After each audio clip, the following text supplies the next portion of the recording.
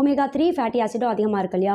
இது என்ன செய்யும்னா மூளை உறுப்புக்கு ரத்த ஓட்டத்தை சீராக வைத்து நம்ம மூளை உறுப்பை ஆரோக்கியமாக சுறுசுறுப்பாக செயல்பட வைத்து ஞாபக சக்தியை நல்லா அதிகப்படுத்தும். பிற்காலத்தில் அல்சைமர், டிமென்ஷியா மாதிரியான ஞாபக மறதி நோய்கள்லாம் ஏற்படக்கூடிய வாய்ப்பையே பார்த்தா ரொம்பவே கம்மி பண்ணுறதோட மட்டும் கிடையாது, தசை வளர்ச்சி, திசுக்களோட வளர்ச்சி, இது ரெண்டுத்துக்குமே பார்த்தீங்கன்னா ரொம்பவே தேவையான முக்கியமான ஊட்டச்சத்து இந்த புரத ஊட்டச்சத்து அப்படின்றது.